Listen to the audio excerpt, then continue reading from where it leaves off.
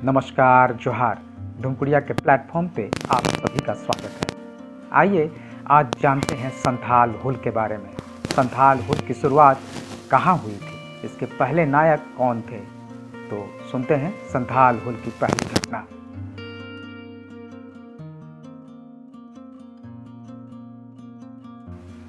संथाल हुल 1855-56 की एक क्रांति आज भी भारत की पहली जन क्रांति 1857 से पहले उसके पूर्वार्ध के रूप में देखा जाता है। कई इतिहासकार इसे भारत की पहली जन क्रांति भी मानते हैं। वैसे साधारणतया 1857 के विद्रोह को आज़ादी की पहली लड़ाई मान लिया जाता है, लेकिन कई विदेशी इतिहासकारों ने संथाल हुल को काफ़ी महत्वपूर्णता के साथ अपने लेखों में उल्लेखित किया है। इनमें सबसे पहला नाम आता है कार्ल मार्क्स का। कार्ल मार्क्स ने संथाल हुल के प्रत्येक घटना का बारीकी से विश्लेषण किया। कार्ल मार्क्स ने नोट्स ऑफ इंडियन हिस्ट्री में इसे भारत की पहली जन क्रांति की संज्ञा दी। इसी के साथ ब्रिटेन के उस युग के सबसे प्रसिद्ध लेखक चार्ल्स डिकेंस ने भी संथाल वीरों की प्रशंसा की।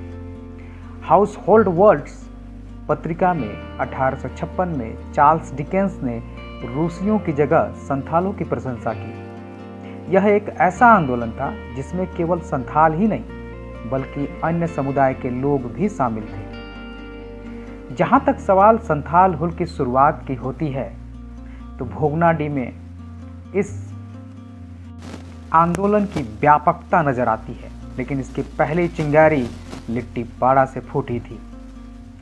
संथाल विद्रोह का झंडा सबसे पहले सिंगराय माझी ने उठाया था। उसके पिता विजय माझी लिट्टीपाड़ा के माझी थे।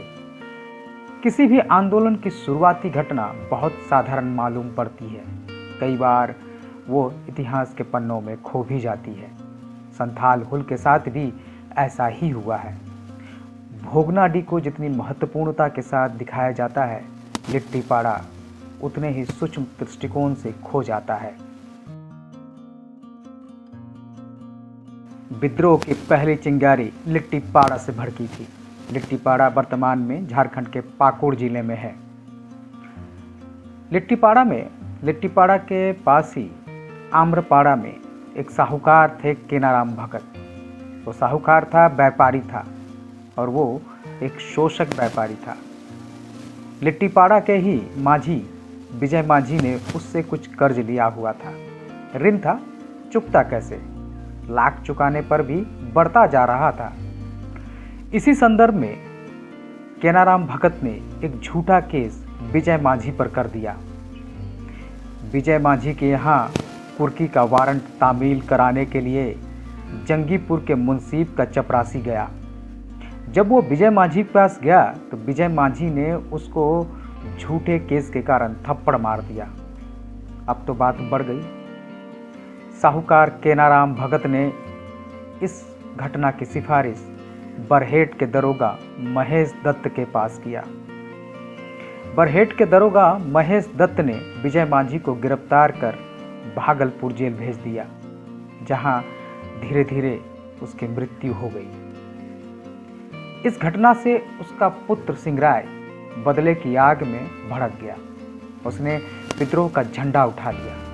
वर्षों के शोषण का जो परिणाम होने वाला था वो संथाल हुल की पहली चिंगारी में सिंगराय के बदले की भावना के साथ प्रज्वलित हो जाती है। साहूकारों, ब्रिटिश अधिकारियों ने जिस तरह से मिलकर संथालों का शोषण किया था, वो शोषण अब बदले की ज्वाला में भड़क चुकी थी।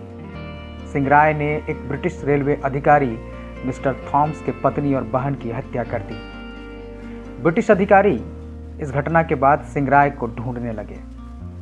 बहुत मुश्किलों के बाद उसे घने जंगलों के बीच गिरफ्तार कर लिया गया। एक झूठा मुकदमा चलाकर अंततः सिंगराय माझी को बरहेट बाजार में फांसी दे दी गई। इस तरह से संथाल हुल के पहले नायक सिंगराय माझी की जीवन लीला उसकी वीर गाथा के साथ समाप्त हो जाती है। इतिहासकारों ने सिधो माझी पर जितना ध्यान दिया उतना ही अनदेखा संथाल हुल के पहले नायक के साथ किया है। फिर भी इतिहास के झरोखे में इनकी झलक दिख ही जाती है। धन्यवाद।